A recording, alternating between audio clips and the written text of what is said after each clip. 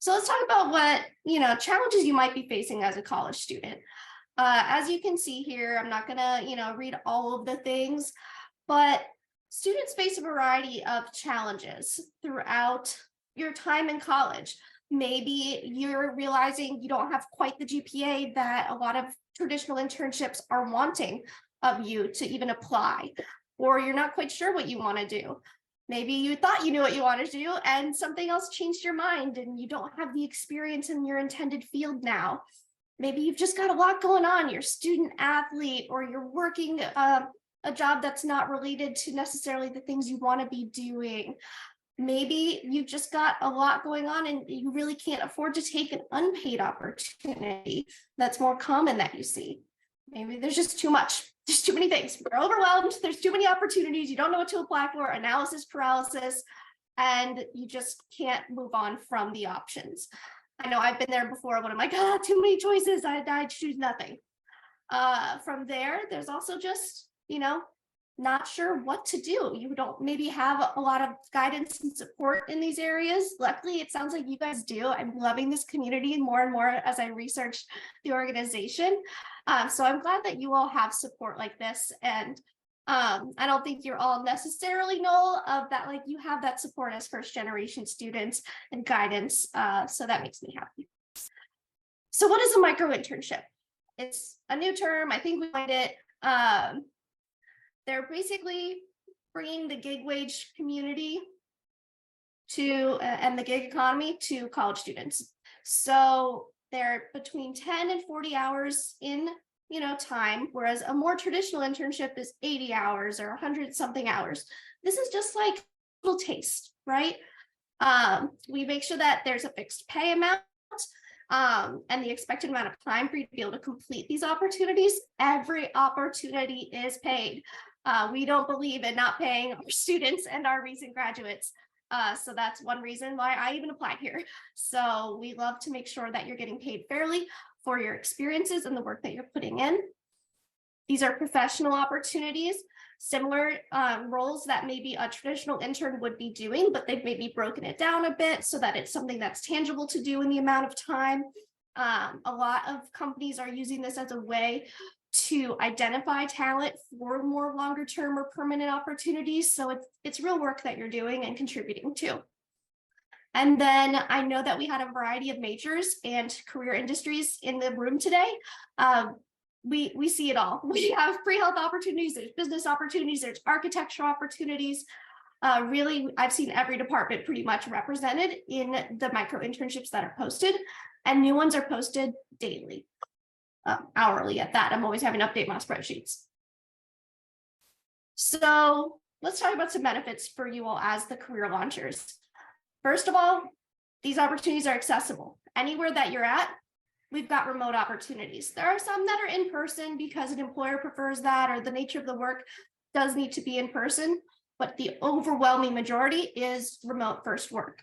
So it makes it really flexible for students like you. You can go ahead, do work in the library or your bedroom or whatever you want to be doing. You're gaining the experience, right? Whether you want to just do one opportunity, maybe when you have some free time, maybe it's spring break and you're like, okay, let me utilize this time to do this. Or you're like, you know what, I'm going to do a bunch. We've had students who are up to 17 micro-internships. So you can continue to gain these experiences. Again, they're flexible. I love that this opportunity allows you to really work on your professional communication skills with your site supervisor. And you can say, hey, this is where I'm at. This is what I've got going on. This is how much I can contribute to the project and when, and really just outline all of that, and they'll make it work with you too. In addition to that, you get to network with these individuals. So you can network with a site and who you're directly in contact with, but you can also say, hey, I really enjoyed this work. Can you introduce me to somebody in this department? I'd love to learn more. In addition to that, you can continue to network with your peers. We have a Parker Dewey Career Launchers LinkedIn page that you can join and continue to, connect with like-minded individuals. Another great opportunity that we love to boast about is the career exploration aspect of micro-internships. A traditional internship, you got to commit like a whole summer to, or a whole semester to. And maybe after the first day, you realize that you don't really like it, but you don't want to leave it because that feels weird. We like to call micro-internships the date of the professional world. So you really get to try it out, see what you like, have a short experience. It's just a couple of days, and then you can move forward from that experience. So it's really nice in that regard. You can check out a few different things, especially if you're one of those people that maybe there's some very similar aspects. I know usually like accounting and finance are really similar majors until you get to the very end. You're like, which one do I really want to go for though? Do a micro-internship in each of those areas, and then you can get some hands-on experience. In addition to that, continuing to build your resume and your portfolio, you're doing real work. It's not just some abstract project you're working on, it's actual products you're producing to build your portfolio. And again, that possibility of the longer term engagement, I love when my inbox is filled with opportunities of site supervisors saying, oh yeah, actually we're offering this person a full-time role, or they've gotten a spot in our next full-time intern program, or we're creating a role because we really liked this person. So there's definitely that opportunity available for those who really make a mark, and the stars align there. And of course, get paid. I can't tell you how many internships I did as an undergraduate student that were unpaid. Maya, you probably had that experience sometimes too. Those unpaid internships are around, and not on our site. So who can complete these micro-internships? So you need to be at least 18 years old. So for our rising college students, as long as you're 18 years old, you're cool to participate because you have been accepted to your college or university. You can also be an alumni. So anybody who, we had a couple seniors in the group, if you're graduating next year or even in August, whatever, you can still participate in micro-internships after graduation because you're still a career launcher. You're still checking it out, figuring it out, continuing to gain experience. We also allow undocumented students and international students to utilize our platform.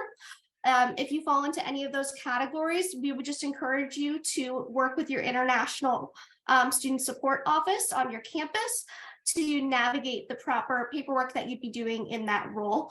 Oftentimes we're seeing pre-OPT completion, and it doesn't eat into too much of your OPT because of how short the opportunities are. So I know that that's a concern too. So how does all of this work? You keep saying this is going to be experience and I'm getting money, and tell me how to do the things, Annie. So the first step is creating a profile.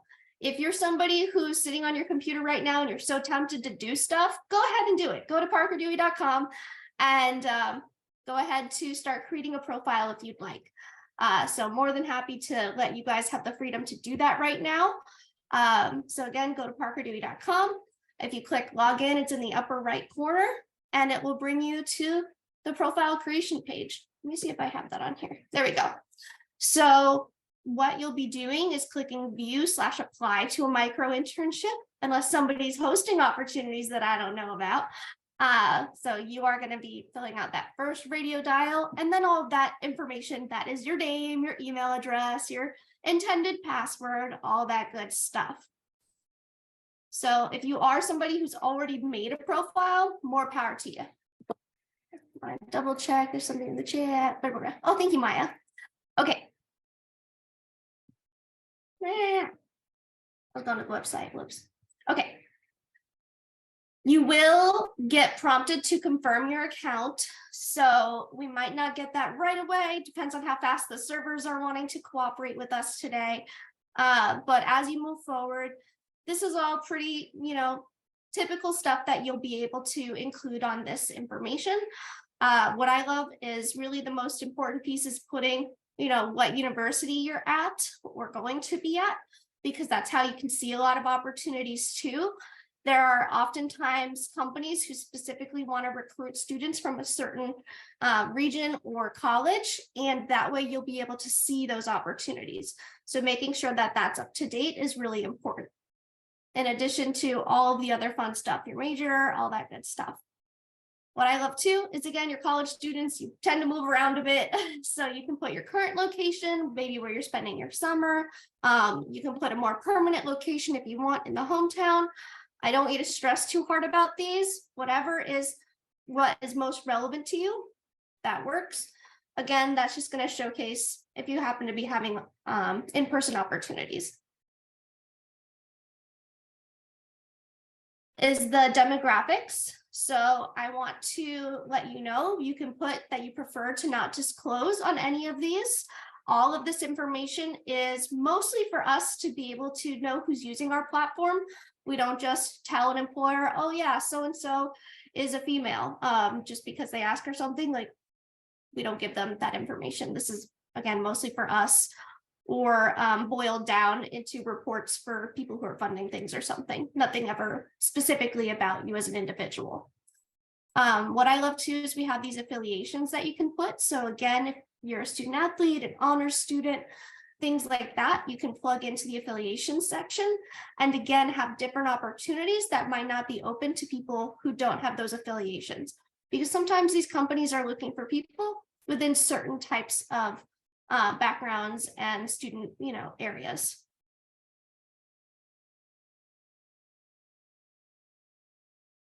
So what I love, after you do all of that, more boilerplate stuff, you can really work on getting your profile to be the best that it can be. So what you would be doing there, after you're able to log in and get your profile confirmed. Oh, sorry, my dog's coming in and she's got some pains going on right now. So you'd be able to click on the profile, and you could start applying for opportunities right then, but we've tended to find that people who take a few extra minutes to really fluff out the profile and make sure that it's the best that it can be, oftentimes are getting selected more. So tips for the success of that profile is make sure that you upload a professional picture. Again, don't stress about that being perfect. It doesn't have to be a professional headshot, but just, take a nice picture of yourself that you're proud of, that you're feeling authentic, and put together, and go ahead and snap that photo and put it up there. A friend can take it, you do a selfie, just a way to, build a relationship without getting to meet somebody in that sense. What I love too is the opportunity to draft a small personal statement, share a little bit about your strengths, who you are, what you're looking for, what you can bring to a team or to a project, okay? And this is something that the companies do see. So what they see when you apply for a position is they see your name, where you're at, your university, your major, and then this profile section of, you describing yourself. So this is a really good opportunity to allow you to share more of who you are. You can also upload some experiences. I recommend putting like 3 to 5 on there. It doesn't need to be a whole resume, because there's an option for your resume, but just some of those most relevant opportunities that you've had. They don't need to be paid experiences. They could be a volunteer opportunity or maybe a part-time job that you've had, a leadership role in an organization or club, just something that they can quickly see on that profile snapshot, a bit more about why they should hire you, honestly. From there, you can also upload your resume. So if you have not yet visited your career services office at your institution, please do so. Get your resume checked out. It's always good to revise that every couple of months. Make sure that you're putting all of your current experiences on there. In addition to that, you're in such a developmental stage of your lives and your brains, and your language is going to continue to develop, and your perspective on what you've done in different things will continue to develop.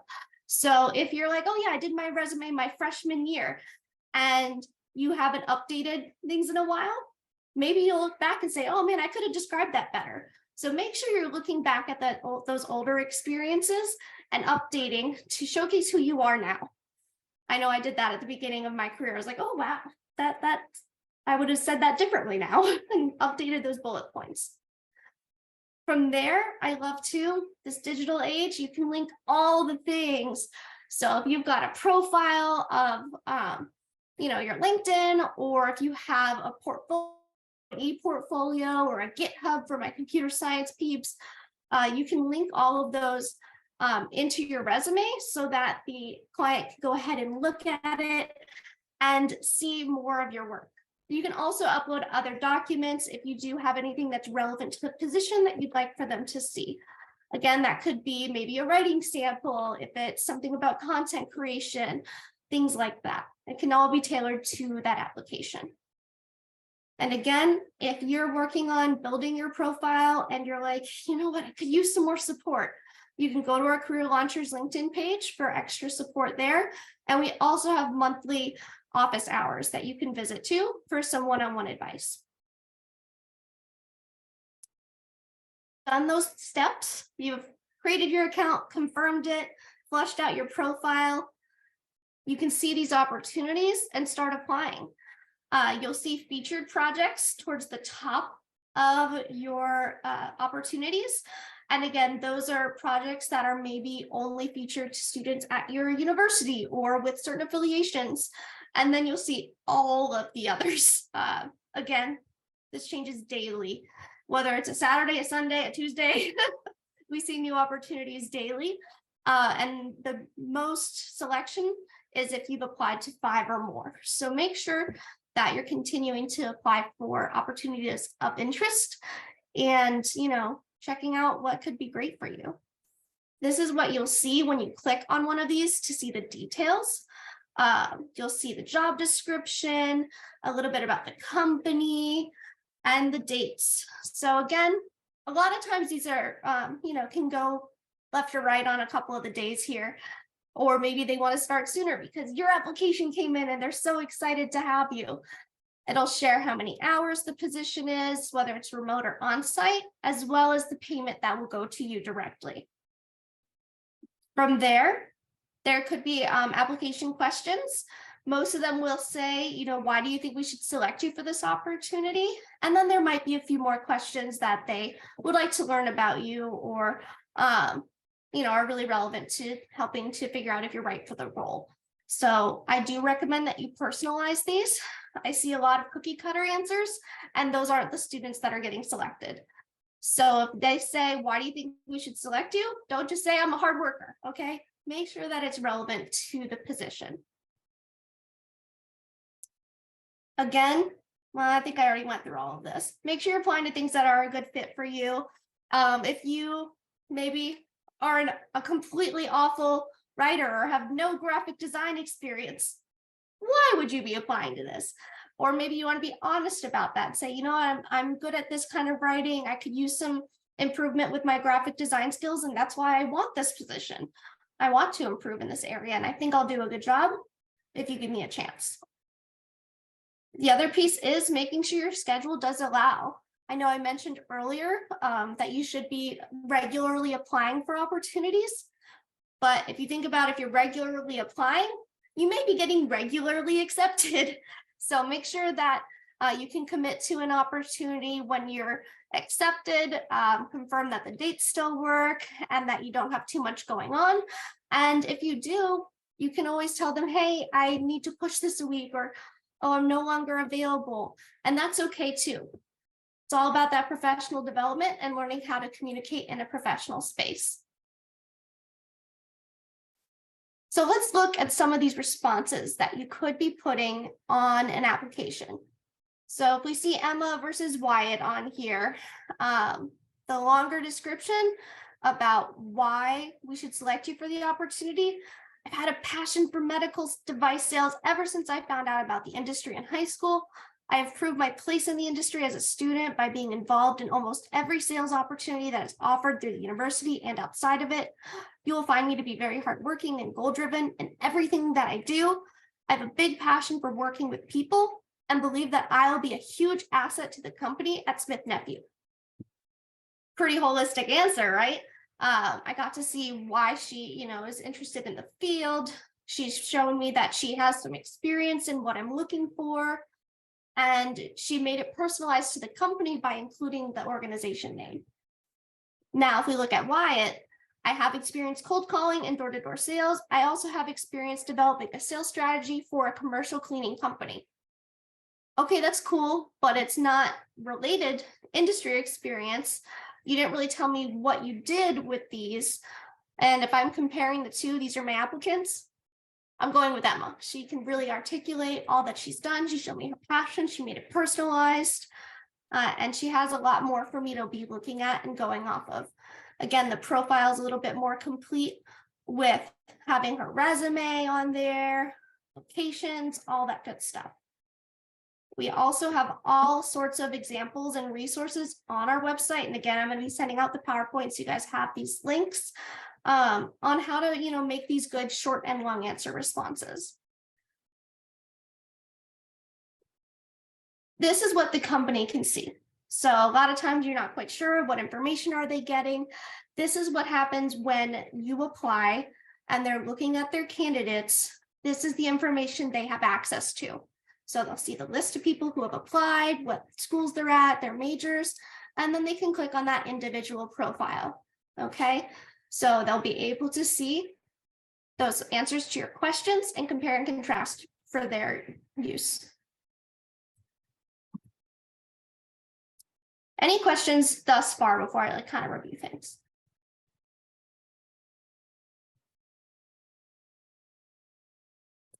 So again, once you're logged into the platform, this will kind of be what it looks like. You'll see your opportunities. These are ones that are currently available for you to apply to. You'll see the applied opportunities. These are projects that you've applied to and are still under consideration. So at this time, if you're not selected or maybe a project gets taken down for some reason, it'll just disappear from this category. So sometimes people say, but I applied for that. And it's like, okay, well, you weren't selected. That's why it's not there anymore. Next, you'll see the hired category. This is opportunities that you have been selected for and have not yet completed. We call that in progress. So between applied and hired, you get an email from us saying, congratulations, you were selected for this opportunity. Please be in touch with your client and provide you with the contact information to get in touch with them and have a meeting and start hashing everything out. Between hired and completed, you'll be working on the project, working on those deliverables, being in communication with that individual from the company that you've been matched with. And then you go ahead and share with them your final deliverables and they'll say, okay, cool, this is done. You guys can mark it as completed. And then it will go under completed here. Something else that I love, again, my career advisor at heart, is that we ask these site supervisors, these clients, for feedback about your performance that you can actually see so that you can build upon these experiences.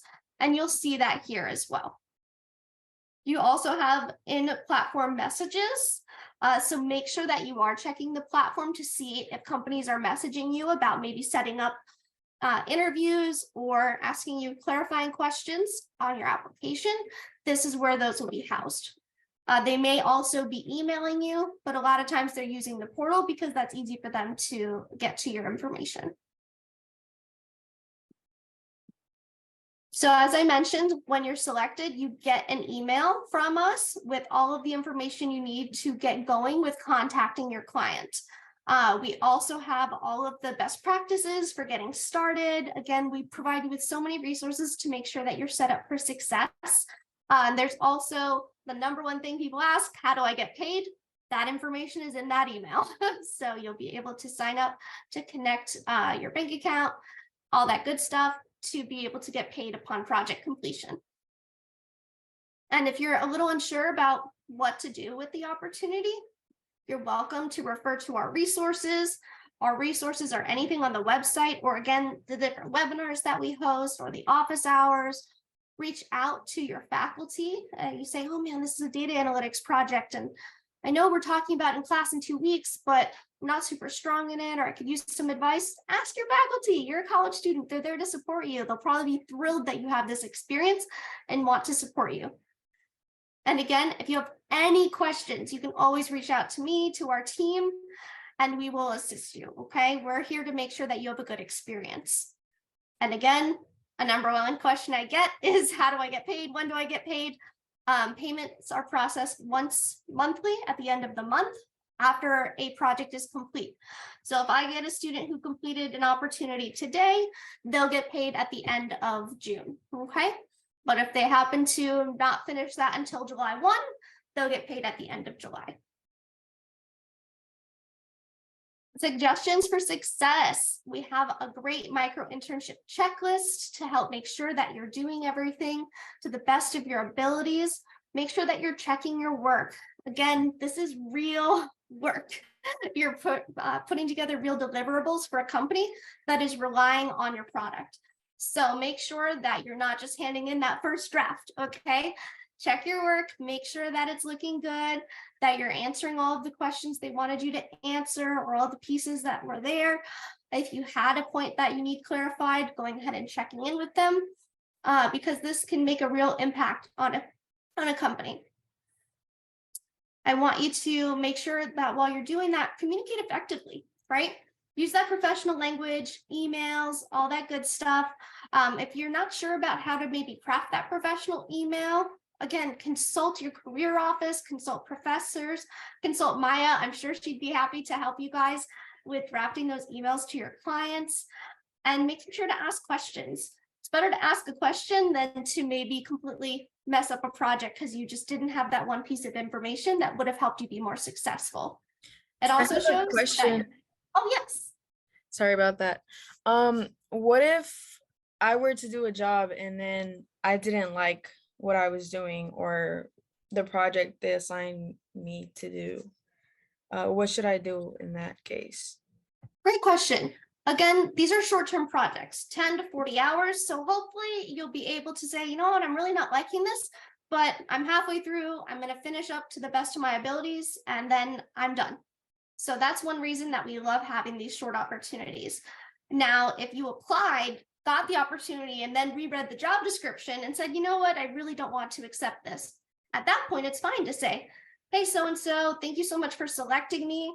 I've, reviewed some of the work and I don't think it's the best fit for me at this time.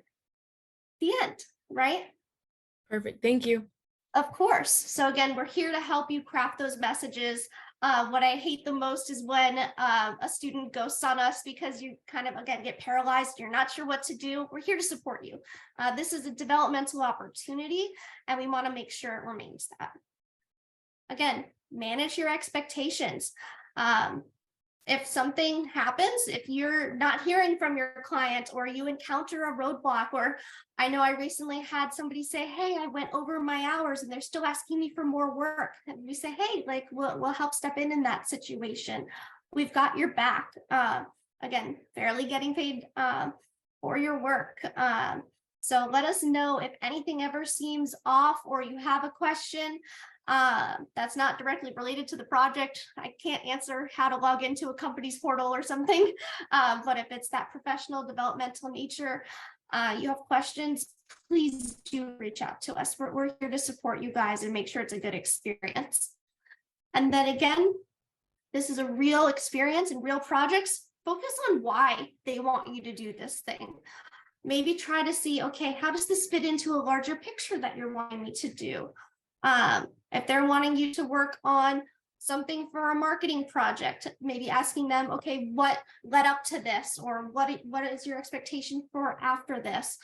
And again, knowing what deliverable they actually want upon completion is really important.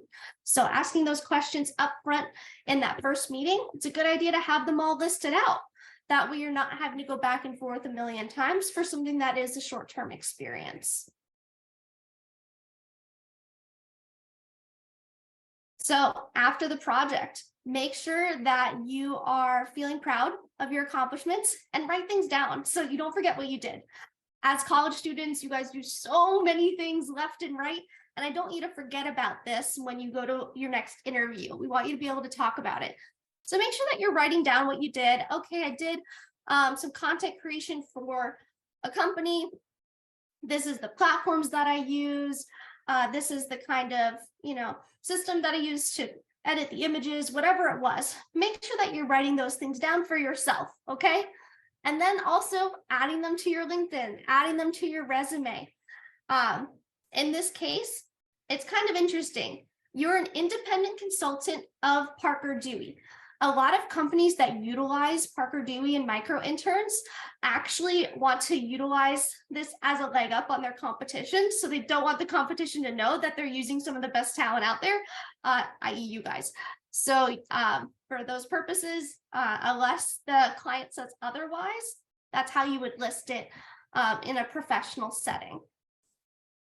Make sure that you take some time to reflect, have a little you time, sit in a special place that you like, and think about, what did you like about the project? What did you like about the company, the industry? And to your point before, my friend, was it Paulina, I think, that asked, what did you dislike? What did you not like about this? Was it the style of communication with the supervisor? Was it a platform that you had to utilize? Was it the work itself? Was it just that, maybe doing these shorter term opportunities is not something that's working for you at this moment? You need to wait a couple of weeks because you're stressed right now. And then, of course, connect with the people that you've made connections with at the company. Maintain those new relationships by adding them on LinkedIn, by making sure that you set reminders to check in with yourself and with them periodically to maybe see about opportunities in the future. Again, you could just turn in that work and never talk again, or you can utilize it as a way to connect with them further. Maybe, again, you realized, oh, I actually don't want to work in this department, but this company now knows what I'm capable of, and they've seen some of my work, and maybe they'll refer me to their friend in XYZ department, and I'll get to do something else with them. And that is networking, my friends. It's not too complicated. You just have to put yourself out there a little bit. And then again, keep applying to projects. Again, we don't really put a limit on students. Like I said, we had one that's done 17. I think that was they did 17 micro-internships from January to April. So they've probably done more by now. So make sure that you are continuing to apply for opportunities as you see fit, so that you can continue to gain experience, get compensated for it, all that good stuff. So again, what is the impact of completing a micro-internship? There's less barriers, right? You can jump right into a project. You just have to answer a few questions. And most of the time, they just want to see, do you have enough skills to get this smaller project done? And then again, you're proving yourself along the way.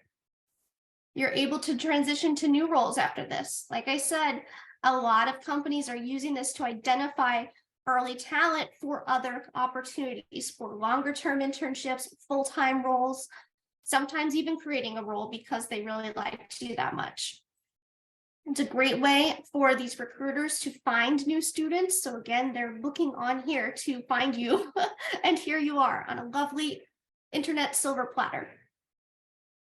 Again, you guys have so much going on, right? You're college students, you're busy, you are people who have lives and relationships, and maybe people who rely on you, and there's a lot going on. But this is one way that you can fit some professional development in that will help you to focus on whatever that is that you want to. Are you wanting to expand your skill sets in something? Are you thinking, okay, I really need to be able to network more in my field or this industry that I'm trying to be a part of? What is your goal for being on the platform? And let's work on helping you achieve it. And again, there's career fairs. They're a great resource. Use all the career things at your disposal. This is just one other piece for you to continue to stand out in these hiring processes. Again, we kind of talked about how to log in and start getting posted your opportunities and applying. So I don't think I need to review this too much. Log in regularly, set a little reminder so it starts becoming part of your routine. I just asked, the next time you're doom scrolling on TikTok, think, okay, maybe I could doom scroll on Parker Dewey real quick and see if I see anything I want to apply for. Okay, so just, do a little pause and do something that will continue to benefit your professional development. Again, we've got our Career Launchers page on LinkedIn. I'll bring that up in a minute so you guys can see it too. I actually had it here already. We've got our upcoming events on here, really easy to be able to see. Like I said, we've got office hours. Danielle hosts those. I try to come when I can to answer any questions that you have about building your profile or some applications, things like that. So we always post on here with continued support. I think that's all I got for you on here. Yeah. Any other questions? Oh, sorry, but I didn't get to introduce myself because of my microphone. Okay, so my name is Kimberly, and I'll be attending MCC next year. Then I'm going to transfer to UMKC. Cool. So Kimberly, as you continue along in your career and your academic journey, make sure you keep both of your institutions on there. Keep that first institution, and then when you transfer, put the second one, and then you'll continue to see all of the opportunities on our platform. I know I've had students who say, oh, well, I'm transferring. Okay, well, you're still going to be somewhere and you still were at this other institution. So you can, of course, still continue to use our platform. I'm so excited for you. Any other questions about getting started? Again, I want to make sure that this is as easy as possible for you to access and continue to, get a leg up on everybody who's not doing this right now.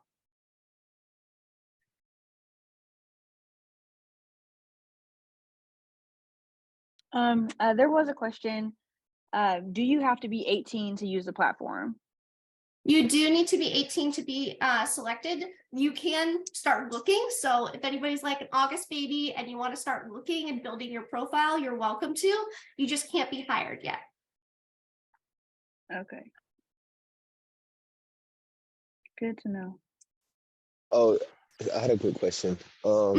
So I saw on one of the slides, it was talking about like the estimated number of hours it'll take for the micro-internship.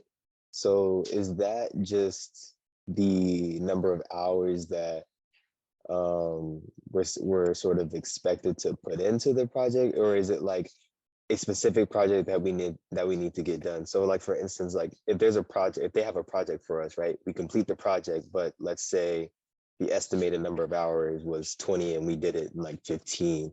Are we going to be expected to sort of like see what else they have for us and for those other 5 hours, or like how does that work? Good question. So yes, that is what the project was scoped at, right? So if there is a project, it says, okay, we want somebody to create this marketing plan in 20 hours. You put forth 20 legitimate hours. I do recommend keeping track of your hours. Some clients have you log them in different systems like Clockify and things like that. So this is a good way for you to start measuring how long it's going to take you to do different tasks, especially with that first opportunity. You could say, okay, I spent an hour doing this, an hour doing that, 2 hours doing this. So you have the receipts, okay, and can show your work in that way. And yeah, if you get done in 15 hours, you did the project, you achieved the deliverable. And sometimes employers say, well, we only want to pay you for 15. I don't see that much. They're just happy to get the project done. So if you do have concerns ever within that, just feel free to come to us. There's always weird situations that can happen. And the opposite can happen too. You could say, well, I put forth 20 hours and there's still another 20 hours to go on this. That's where you can share with them, hey, this project was not scoped properly. And this is as much as I could get done in the amount that we've agreed upon. So again, we try to look out for that kind of stuff as we're approving projects. But again, as you get working, you realize that maybe they've added more. It's all about that communication piece. And again, as you're progressing in the project, keeping track of how long it's taking you to do something can help you see, okay, well, I'm about to finish and I've only been doing this for 10 hours. Does that help? Yeah, gotcha. Thank you so much. Of course. And again, this is all about, you're an independent contractor, right? That gig economy. So it's learning how to do that self-paced work and work on those deliverables. Any other questions? Again, don't feel silly, safe place. I have a question. So let's say that like you are pursuing a specific major, but you still have qualifications for other things that could help with the particular posting. Would you still say that you shouldn't apply for it? Or would you say that like because you're still qualified, even though it's not your major, you should just go ahead and apply? For sure apply. You can do the job. You got the skills. You want to do it, do it.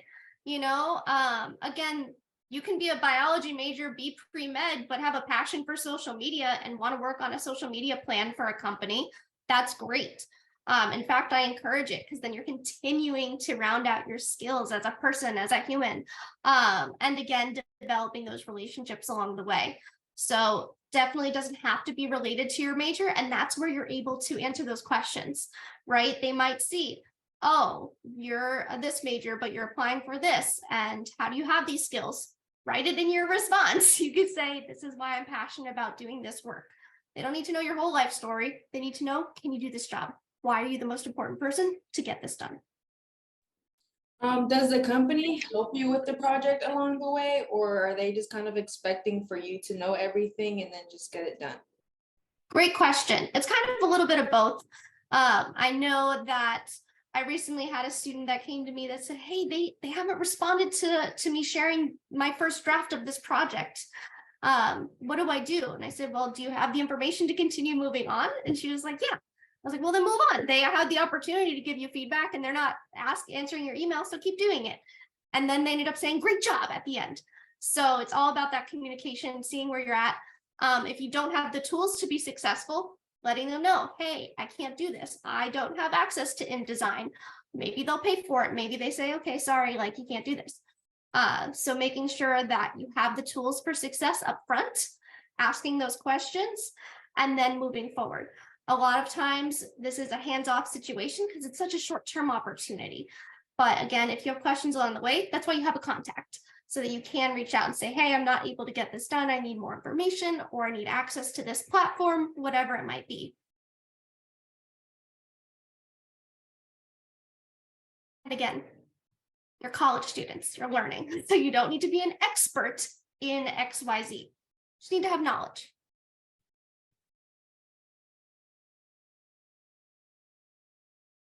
Other questions?